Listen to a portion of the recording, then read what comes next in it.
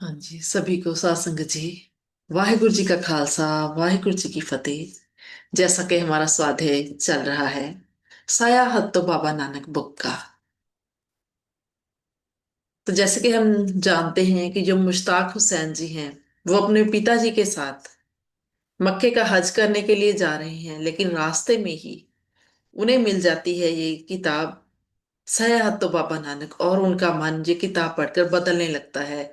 वो गुरु नानक देव जी की तरफ झुकने लगते हैं और वो अपने पिताजी से अब संवाद कर रहे हैं कुरान के बारे में, कि कुरान जो उनको जो जो बातें उसमें नहीं पसंद हैं वो उसके बारे में बातें कर रहे हैं। और अब वो फिर जा रहे हैं आज अपने पिताजी के कमरे में। और वो कहते हैं कि पिताजी के कमरे में जाकर मैं घुटनों के बल बैठ गया। तो पिताजी ने एक चिट्ठी दी मुझे दिखाते हुए कहा कि हाजी फजल करीम साहब की चिट्ठी जद्दे शरीफ से आई है। 500 का काफिला लेकर उम्रे के दिन से पहले मक्के पहुंच जाना है हमें। तैयारी करो हम भी, ताकि वहां पर टाइम से पहुंच जाएं। इस धरती पर रहते कहीं हम महरूम न रह जाएं। वासले हक होना ही सलामती का निशान है। तो ये सुनते ही मुश्ताक जी कहते हैं, पिताजी मेरी तो तैयारी हो चुकी है, बस ये आखिरी ही दो चार वचन करने हैं। तो ये सुनकर उनके पिताजी कहते हैं, तुम्हारी तैयारी मेरी तैयारी क्या अलग है कोई? और उन्हें कहते हैं, जाओ नौकरों से तैयारी करवाओ, अगला जुमा खाने काबे ही जाकर हमें पढ़ना है, तैयारी करो। तो ये सुनकर मुश्ताक जी कहते हैं, पिताजी नौकरों की क्या जरूरत है, एक कंबल कंधे पर रखेंगे और नानक फकीर की तरह चल पड़ेंगे। तो यह सुनकर उनके पिताजी कहते हैं, नानक एक गदागर मलंग था और बुत प्रस्त था, क्या बुत प्रस्ती की भी कोई जिंदगी है? तो ये सुनकर मुश्ताक जी कहते हैं, पिताजी गुस्ताखी माफ, कुरान की तरह आपके भी दो पहलू हैं। एक तो खड़ी हुई गुफ्तगू यानी बोलबानी में आपने नानक को इस्लाम का पिछलग और फकीर बताया था पहले, लेकिन अब फरमाते हो कि वो बुत प्रस्त था। सच पूछिए तो जिस तरह कुरान से मेरा ईमान फिसल रहा है, इसी तरह आपके वचनों से भी भरोसा मेरा टूटता जा रहा है। मुआवजा जो जहूर में आ रहा है वो ये है कि आपके ही बचनों से मेरा सिदक जो है वो नानक जी की तरफ झुकता जा रहा है। बुत प्रस्त पत्थर की मूर्तियों की पूजा करने वाले को कहते हैं, तब तो हमारे नबी पाक भी बुत प्रस्त ही हुए, क्योंकि कुरान और हदीस में जिक्र आया है कि मक्के में मोहम्मद साहब से पहले 360 बुतों का प्रकाश और उनकी पूजा होती थी, और अरब कबीले अलग अलग बुतों की पूजा करते थे। मोहम्मद साहब ने बजोर शमशेर जब अरब के लोगों को मुसलमानी मत दी, तो ये सारे बुत जो थे वहां से तोड़ दिए गए। केवल एक काले रंग का पत्थर जिसको हजरे अस्वद भी कहते हैं, मोहम्मद साहब ने ये अपने सजदे के लिए रहने दिया था। ये हजरे अस्वद जो अंडे की शक्ल में लंबा और चौड़ा है, इसकी असल कहानी हदीस में इस तरह से आती है कि ईरान के लोगों के पास 7 देवते होते थे, जिनमें से एक जिसका नाम था किवाने आजर, ये बताया है। और उसके बाद फिर वो अरबी फारसी में कुछ बोलते हैं, जिसका के भावार्थ ये है कि 7 हवन कुंडों के मुताबिक 7 दिवाले थी, जिनके नाम शनिचर देवता, मंगल देवता, वीर देवता, शुक्र देवता, बुध देवता, सोम या चंद्रमा देवता था। और देवालय हर सितारे के साथ लाया हुआ था। जहां जहां मुनासिब समझा जाता था, वहीं पर वो जलाया मतलब प्रज्वलित किया जाता था।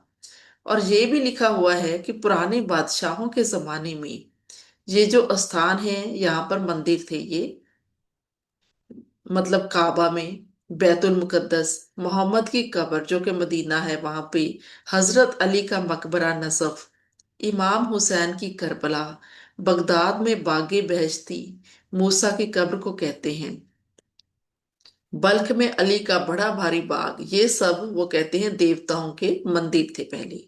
मक्का महआबाद ने बनाया था, जो अब काबे के नाम से मशहूर है। यहाँ पर एक मूर्ति चंद्रमा की थी। पिताजी, आप किस को मान में हैं? अरब की धरती पर 15% नानक फकीर को मानने वाले लोग हैं। तो ये सुनकर उनके पिताजी कहते हैं, लाहौल, अरब में नानक के पैरोकार हरगिज नहीं हो सकते।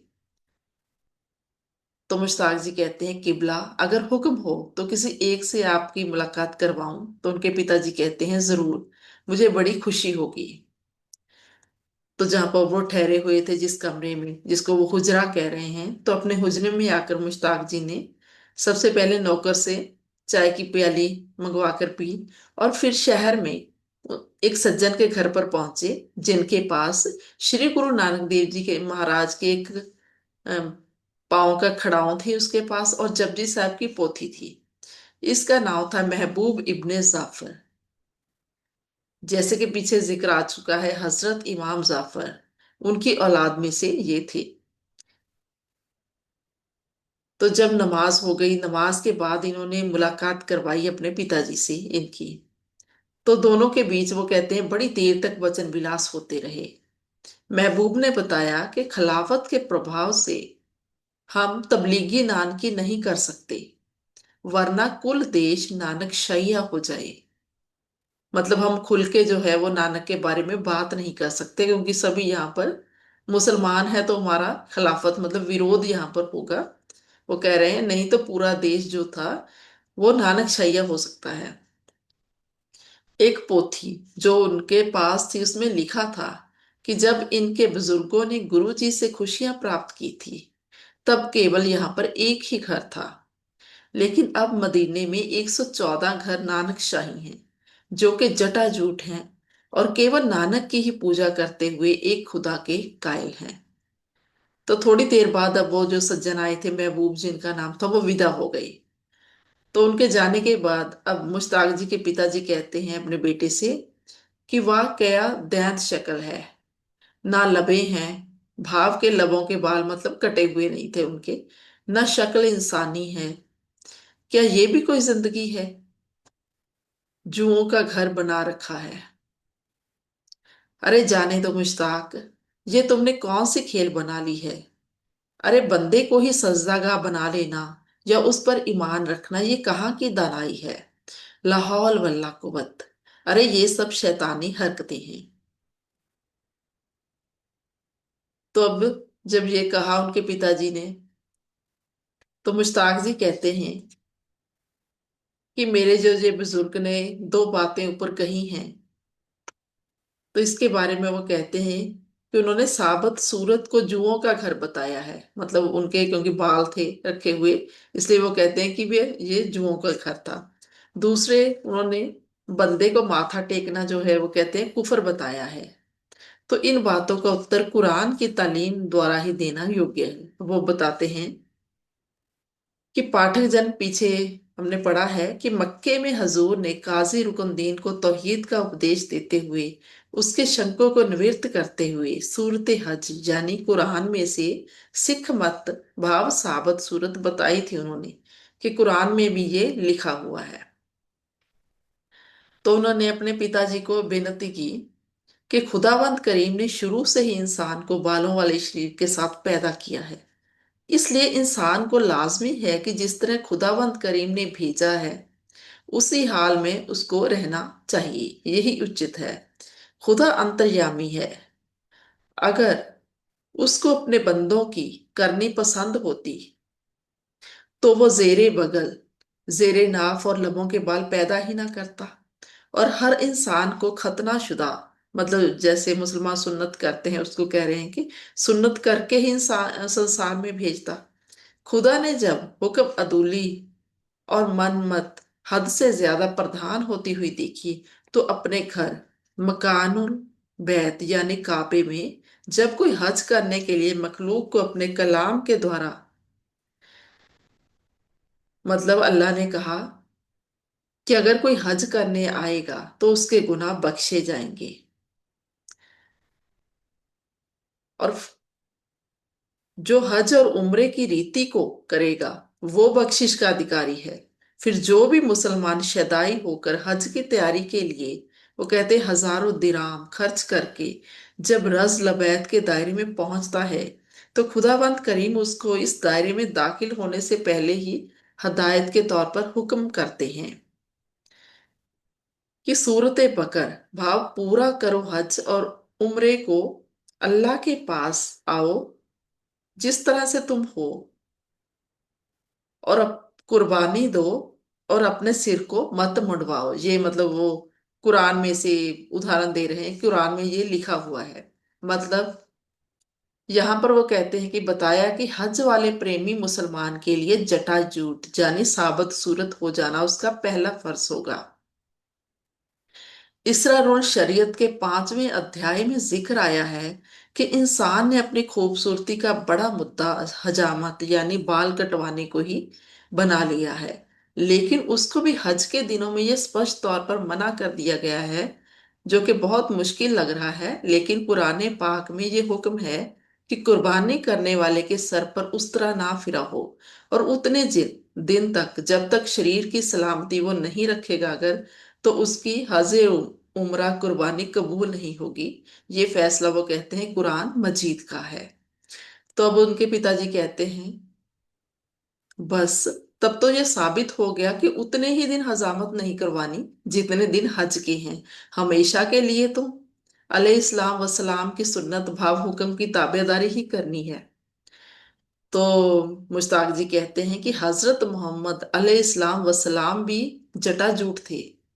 इससे पहले आने वाले पैगंबर ईसा, मूसा, दाऊद, इब्राहिम सभी जुल्फे यानी केस रखते थे और वो सुन्नत नहीं करते थे।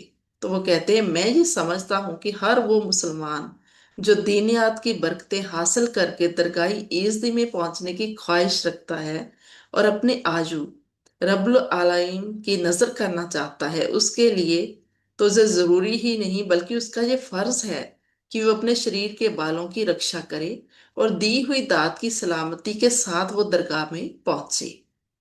तो ये शर्तें जो मौजूदा मुसलमान करते हुए अपने आप को पक्का मोमन गिन रहे हैं, ये बड़ी शिराकत और खुदाई मुकाबला है। तो अपने पिताजी से कहते हैं पिताजी, नाई के द्वारा आज ही बड़ी मेहनत से हजामत बनवाई और उसको ताकीद की कि ऐसी हजामत करो कि 8 दिन तक जरूरत ना पड़े। लेकिन कुदरत का ये कानून है कि दूसरे ही दिन अंगूरी का इजहार मतलब बाल जो है अपना इजहार करना शुरू कर देते हैं। तो वो कहते हैं अगर 2 महीने तक नाई हमें ना मिले तो हर कोई साधु सिंह करके बुलाने लग पड़ेगा, मतलब हमारे बाल इतने बड़े हो जाएंगे। तो वो कहते हैं पिताजी कुदरत का मुकाबला कुफ्र है। तो उनके पिताजी कहते हैं बेटा तेरी इल्मी लियाकत ने तो मुझे भी कायल कर दिया। हकीकत में ये सब मैं अच्छी तरह से जानता हूं, जो तुमने कहा वो ठीक है, लेकिन किया क्या जाए। अगर सदाए हक बुलंद करेंगे तो दीनी मकौड़े हमारा गोश्त तक नोच लेंगे। ठीक है, जो प्रॉपर्टी अब चल रही है इसी के पीछे अब चलना पड़ेगा।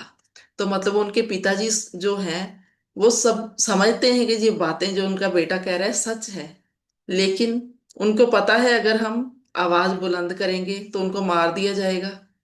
इसलिए वो कहते हैं जो चल रहा है उसके पीछे चल पड़े। तो मुश्ताक जी कहते हैं जज़ाकल्लाह पिताजी, आपने सच्चाई की तायीद की है, लेकिन अगर सच्चाई को प्राप्त करके सीधे राह पर चलने वालों के नोस्त नोचे जाने हैं तो बेशक नोचे जाएं। जैसे कि मक्के में काजी रुकनदीन और उनके साथियों ने भी जब सदाए हक बुलंद की तो शरई लोगों ने उनके साथ भी ऐसा ही किया था। मैं खुद चाहता हूं कि इंसानी मत से खुदाई मत धारण करके जीवन व्यतीत करना चाहिए। लकीर की फकीरी से तो हमें दोजगों का बालन ही मिलेगा। तो उनके पिताजी वो कहते हैं जो कि उच्च कोटि के आलम और आत्मिक जीवन वाले थे, उनके दिल के ख्याल सुनकर कितना चिर खामोशी से अपने बेटे की तरफ वो देखते रहे। तो मुश्ताक जी ने निम्रता से विनती की कि या किबला, मुझे इजाजत हो तो कल मक्के रवाना हो जाऊं। तो उनके पिताजी बोले मुश्ताक मैं समझ गया हूं तेरी पूरी कहानी को, लेकिन इतनी जल्दी क्यों है। 5-7 दिनों तक इकट्ठे ही चलेंगे, इतने देर में पंजाब से भी हाजियों का काफिला पहुंच जाएगा। बहुत जोर देने पर लेकिन उन्होंने भी फिर तैयारी कर ही ली। और मक्के पहुंचते ही सबसे पहले मुश्ताक जी ने गुर स्थानों की हाजिरी भरी। यहाँ भी ख्वाजा जैनुल आबदीन साहब की अंश में से प्रसिद्ध मुफ्ती महबूब रहमान जी और बदू खानदान से अहमद सादिक जी, जो नानक नाम लेवा थे, उनको उन्होंने अपने पिताजी के साथ मिलवाया, जिनको मिलकर उनके पिताजी बहुत प्रसन्न हुए। बल्कि इनके सामने वो कहते हैं उनके पिताजी ने गुर करतार की बहुत शोभा की और ये कहा कि नानक की खिंच हर मोमन के लिए फर्ज है। तो मुश्ताक जी कहते हैं कि मक्के की रात कयामत जाप रही थी। पूरी रात सोचों में मेरी गुजरी। हज को अभी 1.5 महीना बाकी था। इसके बाद भी पिताजी पता नहीं देश को कब तक रवाना होंगे। तो इन ख्यालों में वो कहते हैं डुबकियां लगाते ही मैंने अपना सारा सामान बांध लिया और पंजाब आने की मुकम्मल तैयारी करके पिताजी से विदाई लेने के लिए हाजिर हो गए। पिताजी ने बहुत जोर लगाया कि हज मुंह के आगे आया खड़ा है, नजदीक है, तुम मत जाओ, ये बदनसीबी है। उन्होंने बहुत उपदेश दिए लेकिन मुश्ताक जी के हटके आगे और उनके ख्यालों की मजबूती के सामने उनके पिताजी आज्ञा देने के लिए तैयार भी हो गए। लेकिन आंखों में उनके आंसू थे और उन्होंने कहा, बेटा तुम्हारी रजा है, लेकिन देखना सीधे घर पहुंचना, रास्ते में कहीं भी ज्यादा टिका करने की कोशिश मत करना। मैं भी हज के बाद जल्दी ही रवाना होकर तुम्हारे पास पहुंचूंगा, तब मैं तुम्हें घर पर देखूं। जद्दे, अदन, कराची आदि स्थानों पर मत ठहरना। तो ये ताकीद करते हुए उनके पिताजी उनको वहां से रवाना कर देते हैं। तो इसके आगे अब हम अगले सेशन में पढ़ेंगे साथियों। मुझे इतने प्रेम से आपने सुना उसके लिए बहुत बहुत शुक्रिया। वाहिगुरु जी का खालसा, वाहिगुरु जी की फतेह।